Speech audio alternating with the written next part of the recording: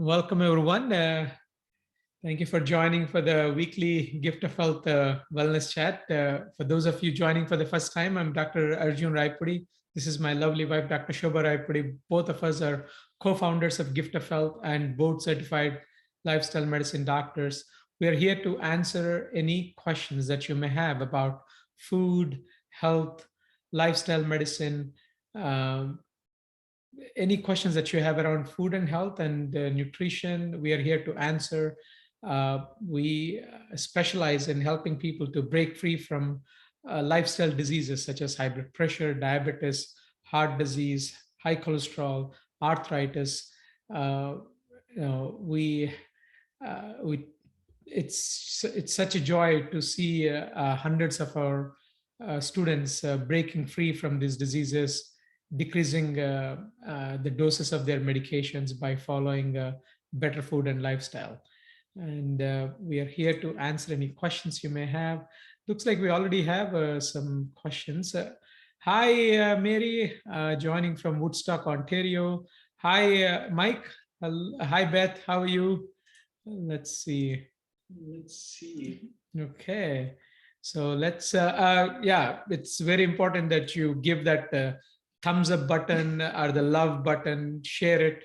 That's how people know that we are here, and keep the energy going. So we have this. The first question is from Marilyn Shottle.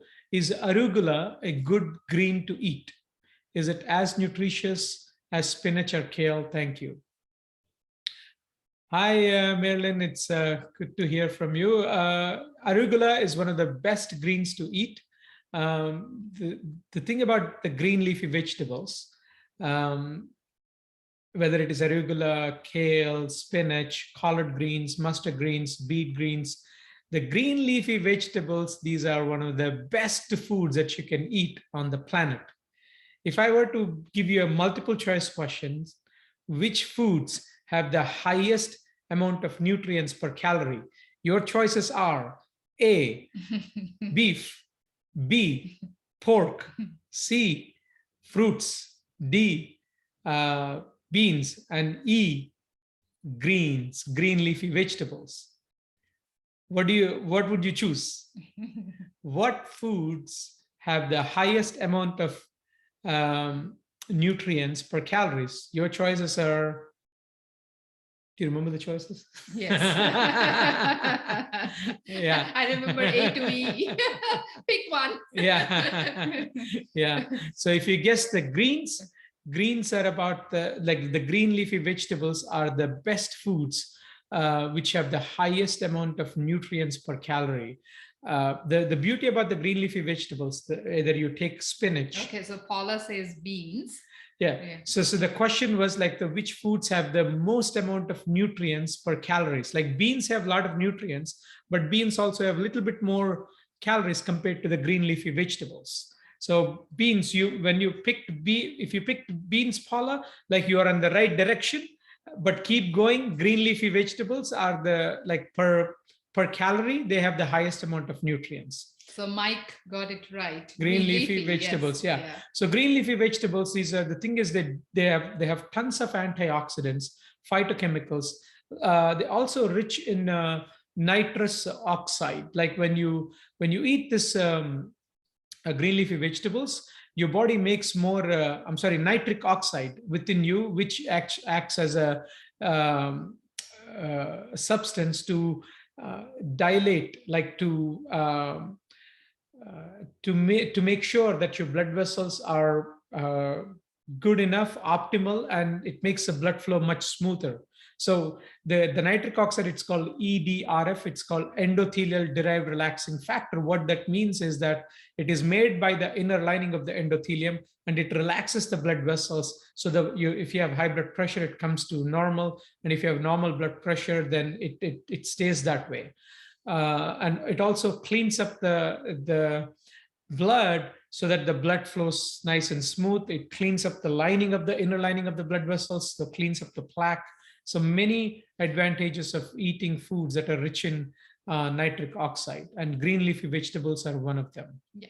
So Paula is asking, is this going to be on YouTube as well or just here on Facebook Live? So yes, Paula, this is going to be on the Facebook Live, but also once the Facebook Live has ended, this video will be also posted on YouTube. So it's actually Giftofhealth.org YouTube channel. When you go there, you will actually find all the sessions from previous wellness chat also.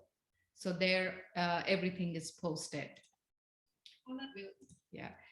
Good, good. So next question Mary has is, I would like a cooking show on plant-based Newfoundland jigs dinners.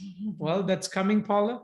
We will be doing some cooking shows, as many of you have requested. So the thing is, you'll have to wait though. We may. The thing is, with the summer coming, we do have quite a few family commitments going on, and we wanted to give you a break during the summertime. So the July and August, we won't be doing many of these lives, and when we return in the fall, we promise that we'll be doing some cooking shows as well. Okay, stay tuned. Yes. Yeah, let's see. Mary is asking, I do about 85% plant-based. I'm taking a B complex daily with 30 micrograms of B12. Is that enough? Well, if you're doing 85% plant-based, then you may not need a B12 supplement. A B12 supplement is recommended for someone who's doing exclusively plant-based eating. If you're eating a 100% plant-based diet, then you might need a B12 supplement. And I think we have talked about it even last few sessions as well. The dosage of B12 for someone who's on exclusive plant-based diet is about 2,500 micrograms per week, or anywhere from 500 micrograms to 1,000 micrograms every day or every other day. But if you are eating 85% plant-based, then there's no recommendation that you have to have B12 supplement. Jerry is asking, hi folks, I'm interested in hearing your opinion on treating H. pylori. In addition to taking antibiotics, do you think it would be helpful to also take a probiotic? It's a very good question, Jerry. The thing is, H. pylori, once it is detected, it is very important that it is treated. And the reason is, like, H. pylori is a type of bacteria that attacks the stomach, and left untreated, it can lead to formation of ulcers. And in the long run, people who have untreated H. pylori, it is showing up that it increases the risk of getting stomach cancers as well. So if you have been detected with this bacteria called H. pylori, it's important to get treated. And the best way to treat this H. pylori is antibiotics. There are multiple antibiotic choices, and your doctor will prescribe. The typical one is it's something called HP pack, which is a combination of two different antibiotics and a medication to suppress the stomach acid. But there are also multiple regimens that can be used for H. pylori. This is a discussion that I encourage you to have with your family doctor or your gastroenterologist, like once you're detected with H. pylori. Regarding your question about probiotic, research shows that taking probiotics along with antibiotics might help to eradicate H. pylori. Probiotic can help in two ways. There is some research showing that probiotic itself can lower the risk of getting H. pylori. That's one thing. The other thing is, when you take antibiotics, the downside of antibiotics is antibiotics not only kill the bad bacteria, but they also kill the good bacteria. So by taking probiotic, you are helping to replenish your gut with good bacteria. So, if you're thinking about taking a probiotic, that's something that would help. We haven't seen any downside of taking probiotic. So Shirley is asking, what about beet greens? Are they up there with kale? Absolutely. Beet greens are one of the most richest greens in magnesium, I think, like magnesium, and they have beautiful color and beautiful taste. And the other thing is, beet greens also have a little bit of salty taste because they have some amount of sodium as well. So they're tasty, they're beautiful, and they're as nutritious as kale. Just have at it. And beet greens are one of the easiest ones to grow in Newfoundland, Shirley. So enjoy your beet greens. You can have them fresh in your salads. You can also stir fry them. Like, this is not something that many people do. You can chop up the beet greens and chop up the onions, and you could just stir fry them with some onions and uh, then the beet greens, chopped beet greens. You could use a little bit of spices or just some salt and pepper, whatever the way you like to do your sauteed greens. You can enjoy them. Some people actually have beet greens with some balsamic vinegar. You could just have the raw beet greens with other vegetables, have balsamic vinegar. Or you can also steam the beet greens. So it's not that like you have to cook them for very long. So just steaming the beet greens gives a nice taste, and you can add some garlic or vinegar, and it's yummy. Good, folks. So Edward has a comment. Appreciate the guidance presented and the great questions out there. Great learning experience each time. Thank you so much, Edward. Thanks for the feedback. We really appreciate your feedback, and this is why we are here, to help you, to guide you, and to, like, some of these questions, like, we've been there. We know the importance of getting the questions answered. We have noticed that the more clarity we have on this path, the faster we progress. That's why our goal here is to clear the confusion about food, clear the confusion about the all the health myths. There are so many myths about health, and once we expand our awareness, it becomes more and more, like, our conviction becomes stronger to eat healthier. Mary is saying, thanks for the answer. I usually never get a chance to watch you on Facebook Live, but always watch the next day on YouTube. That's great, Mary. Thanks for doing that. Excellent. Love your chat Q&A. Thanks for all you do. We are so appreciative of your kind comments, and we are so glad you're here. Let's see. Dennis is saying, I do all my greens with no water in semi-vacuum, low heat cooking, so I keep the nutrients. They're heat sensitive, and boiling and steaming destroys so much nutrients. Well, Dennis, just keep doing what you're doing. Boiling. There are two things about boiling. Like, actually, Dr. Michael Greger did a video on different cooking methods, how best to preserve the nutrients. Definitely, light steaming is one of the gentlest way to cook. And especially when you steam and eat them right away, light steaming, that's fine. When you're boiling something like vegetables, make sure you, especially when you make a soup or a stew, for that you have to boil the vegetables or the greens. That's not bad, because whatever the nutrients that are lost, most of the time they go into that soup or the stew, into that water. If you're consuming that, then you are not losing many nutrients. There is a minor difference whether you eat the raw, or whether you eat them boiled or steamed or as a stew. But these are minor differences.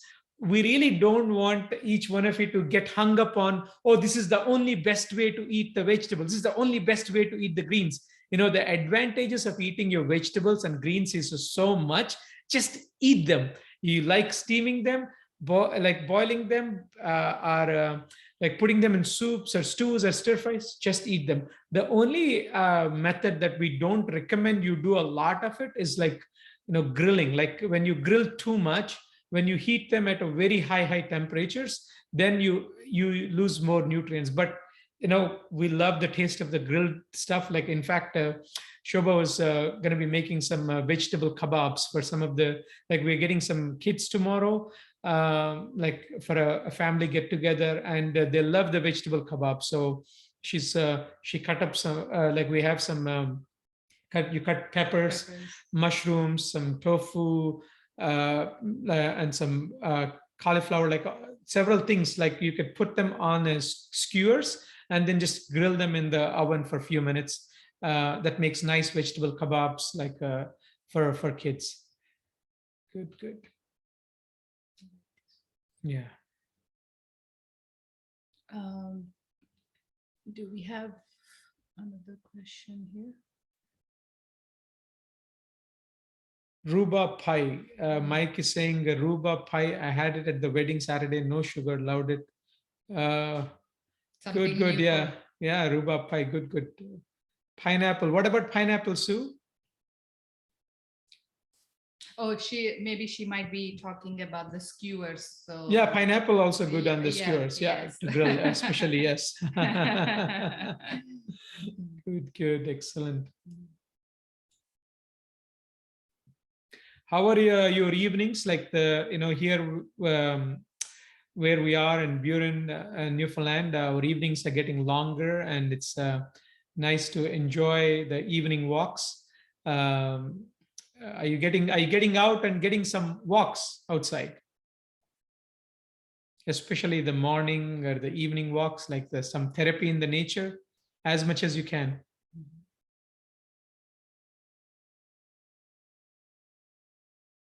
Absolutely, Denise. Like this time of the year is the best time to get lots of fresh fruits and veggies.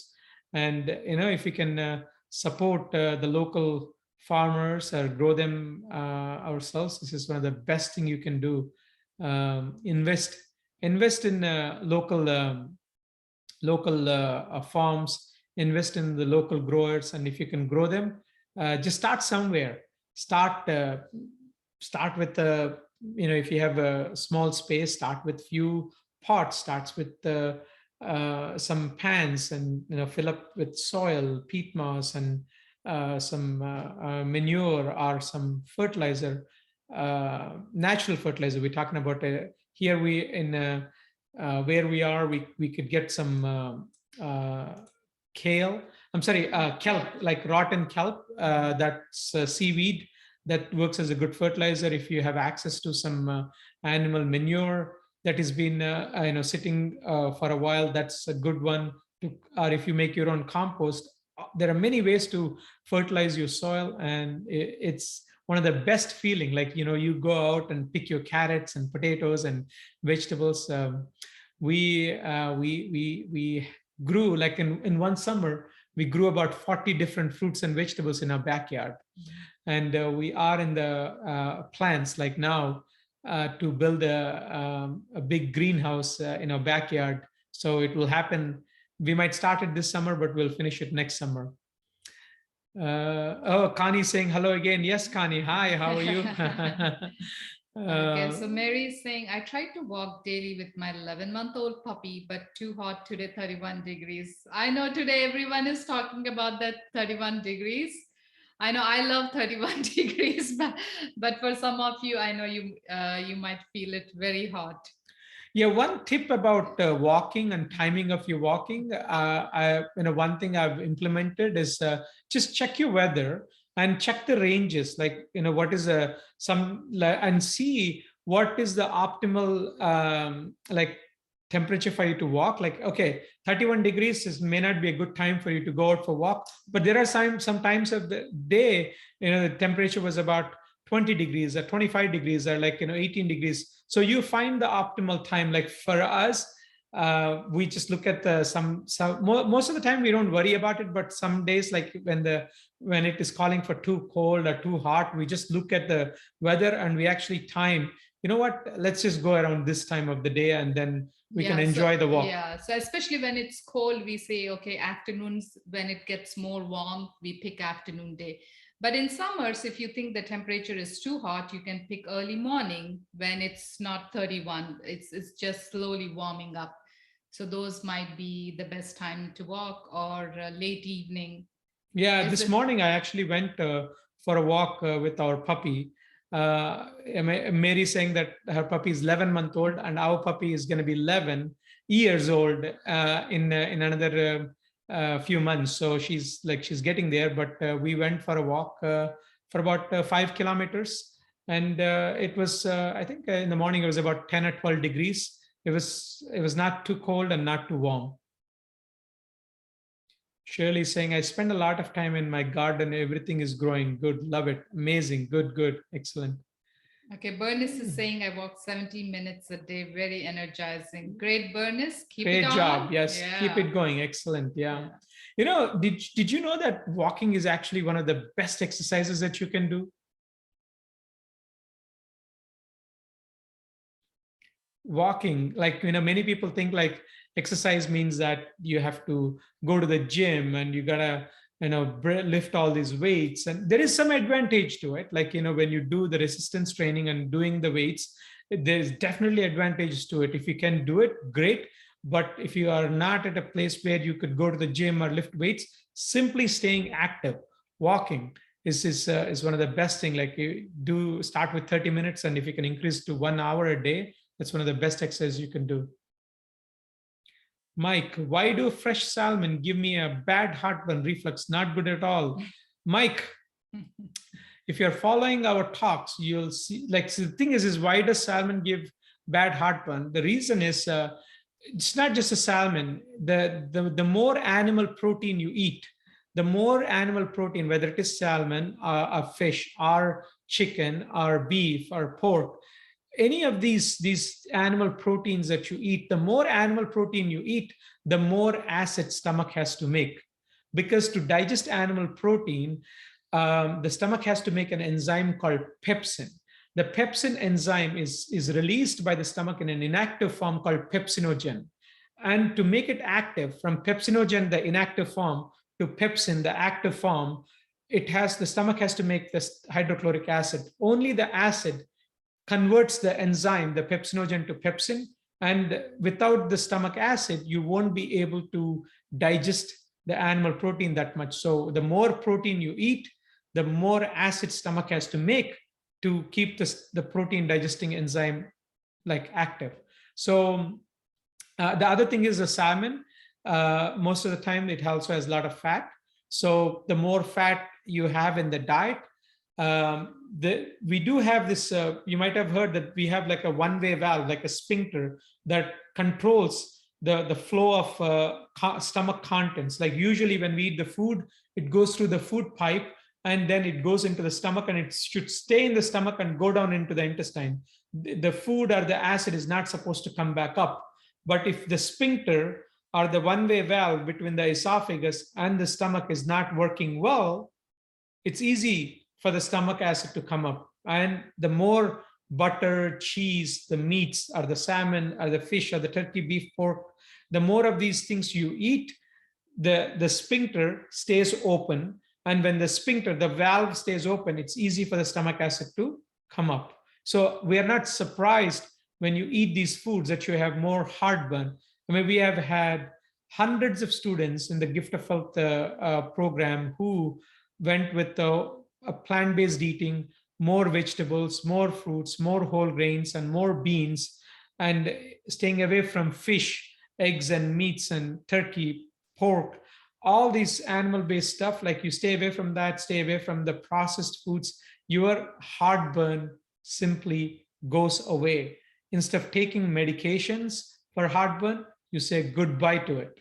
And that's and our experience has been like almost 95% of the people who switched to a plant-based eating were either able to find complete relief from acid reflux or partial relief from acid reflux.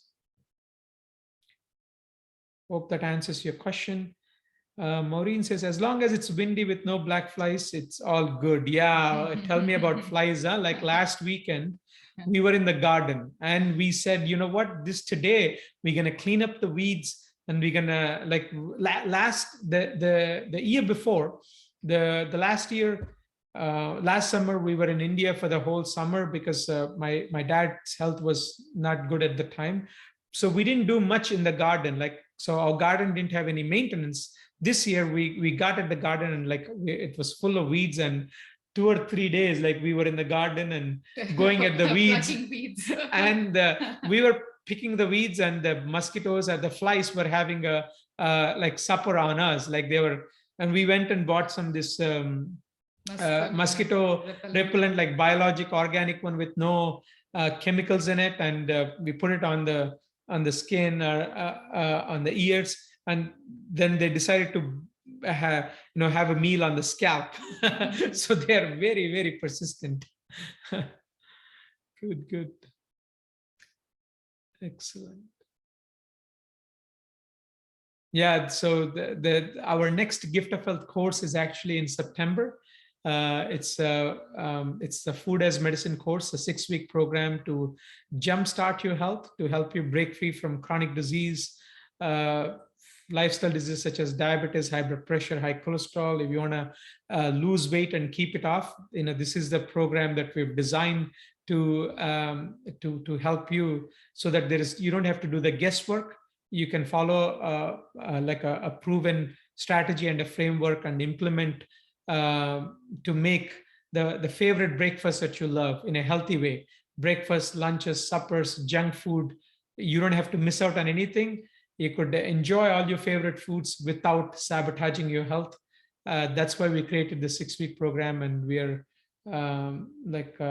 so happy that hundreds of our students have found freedom from like dieting and lost weight, and kept it off, uh, reduced dependency on medications for all these lifestyle diseases. So check that out, and we have limited spots. So if you're thinking about it, just go ahead and sign up. Hi Sadie, hi Eric, good to see you.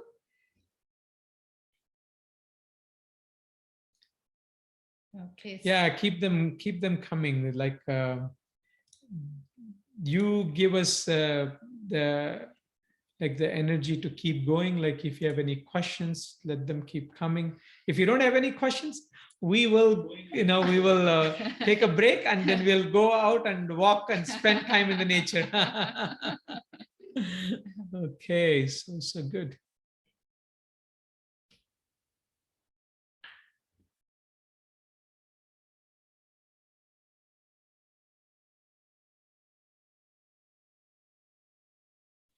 Sandy is saying, I think the course is amazing. We're so glad that we did it. We're so glad, Sandy.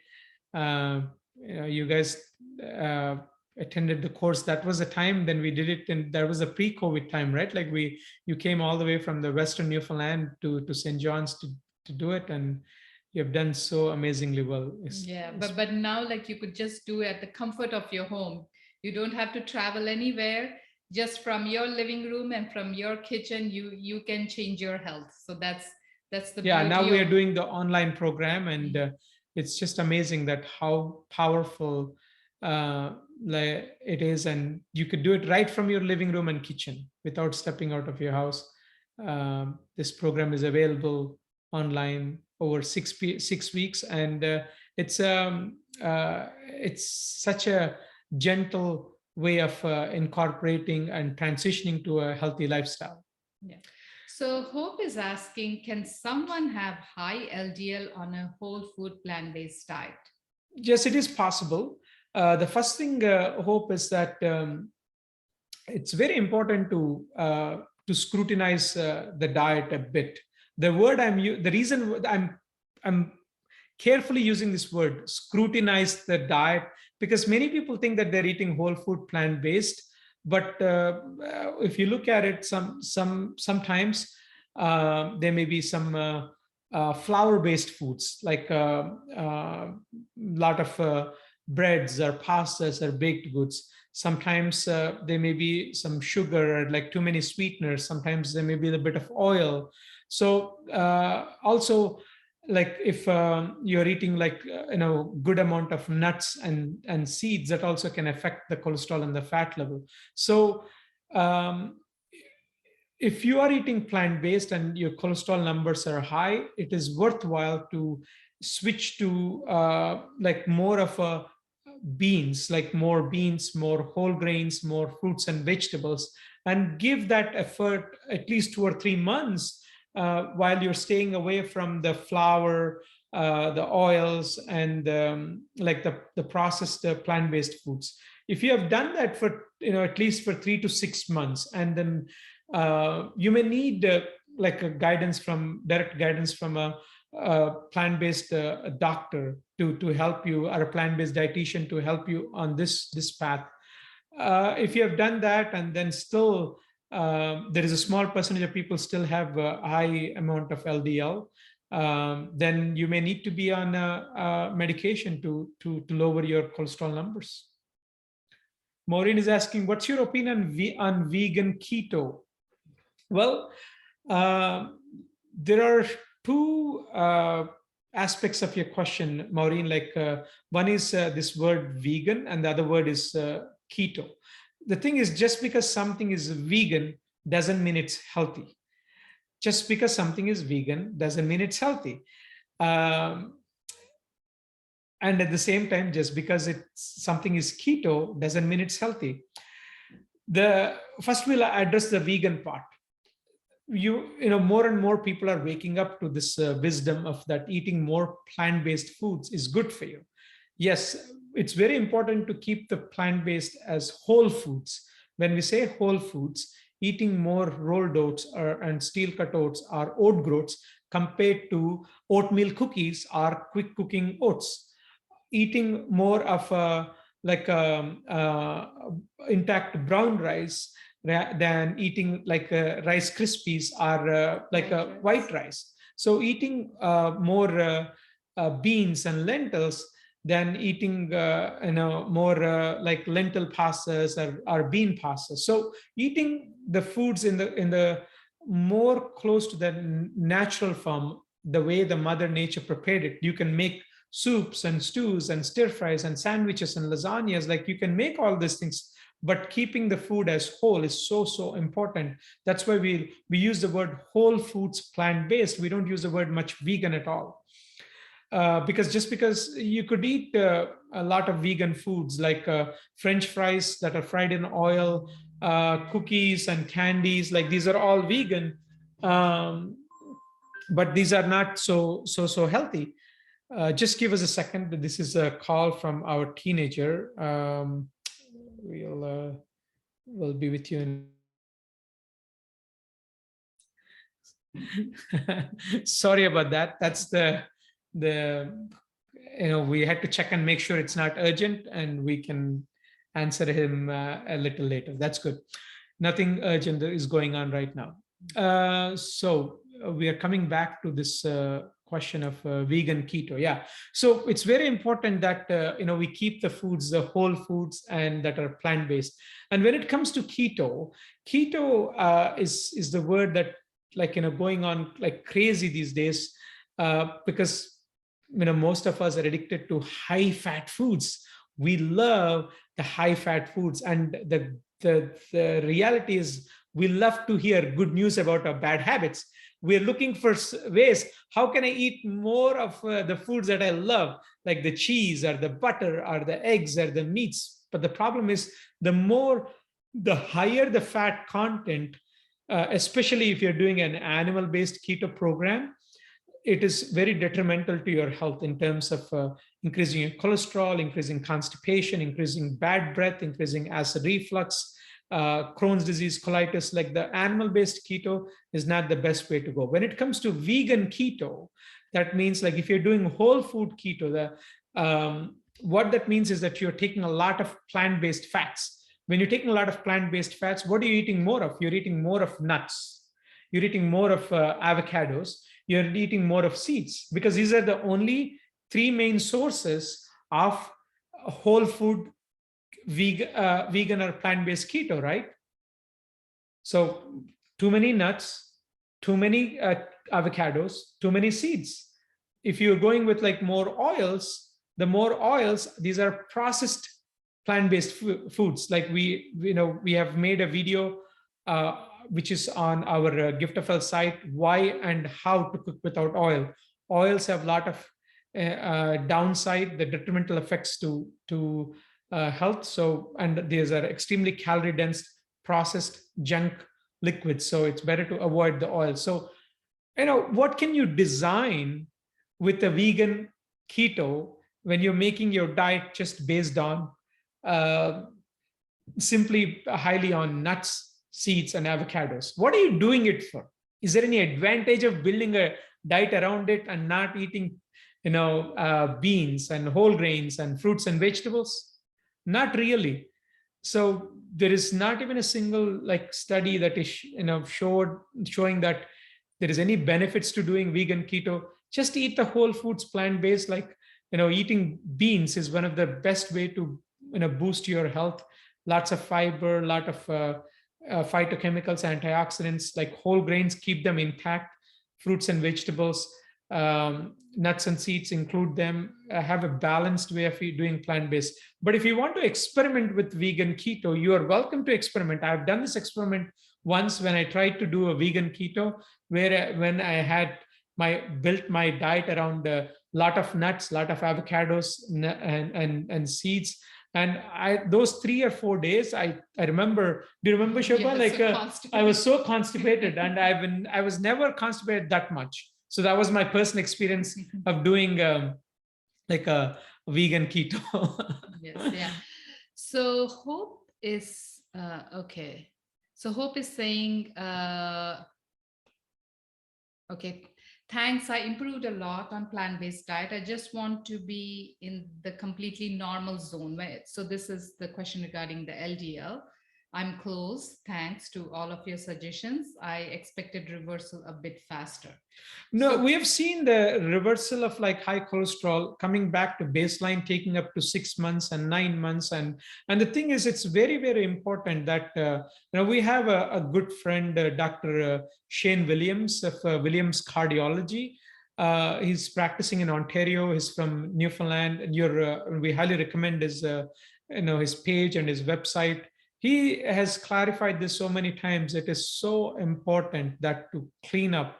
If you have high cholesterol, if you have high triglyceride, it is important to keep your the amount of calories coming from fat to less than 20%. yeah. That means like limiting the intake of nuts, minimizing the seeds, just the optimal amount. So all these things make a big difference, and also staying away from the flours. So just to keep vetting it out, scrutinize your Yeah, like when you look at your meal, sometimes we might be thinking we are eating healthy, we are eating better. But like when we look at the meal and see the percentage of calories coming from fat, if it goes beyond 20%, then naturally, like it might be a little bit hard to bring the LDL low faster. So like if you want to see faster results, it's better to see that your fat percentage of calories coming from fat is less than 20%. Yeah. Mary saying made lentil tacos for supper. So good, excellent, Yes. Mary.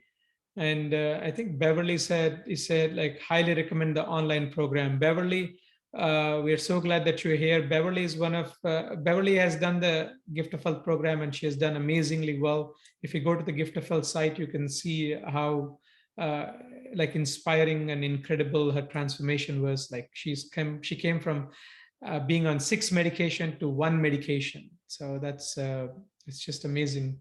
Yeah. Uh, So Sue White is asking, is brown rice and whole wheat pasta good for diabetic diet? So when it comes to diabetic diet, it's always a good idea to keep the grain intact. So definitely brown rice is better than white rice. Yes, you can definitely eat brown rice.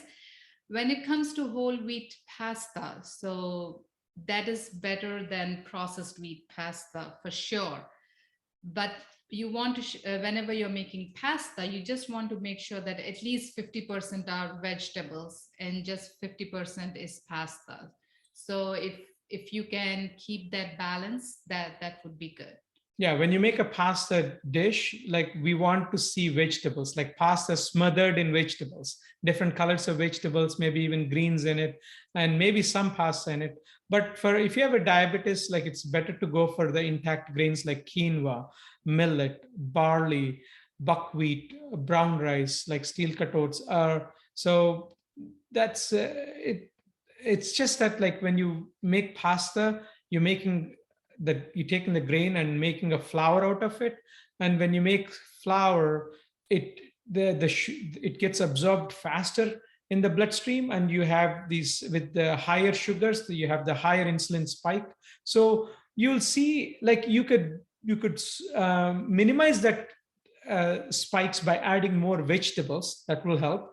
Uh, but if you keep the grain intact, it's your blood sugars rise is more gradual. So we're not saying don't eat pastas, but make this, minimize it. Go for the intact grains, and if you choose to go for pasta, at least 50 to 60% of your dinner plate should be like make a vegetable pasta. You can have some brown rice or the whole wheat pasta in it. Yeah.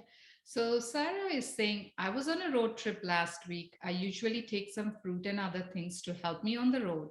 But last week I wasn't feeling great, so I didn't bother and I got hungry and cheated. And believe me, I never felt so bad in a long time. My stomach was really bad. So that really proved to me what garbage can do to you. Since January, I have been doing so good.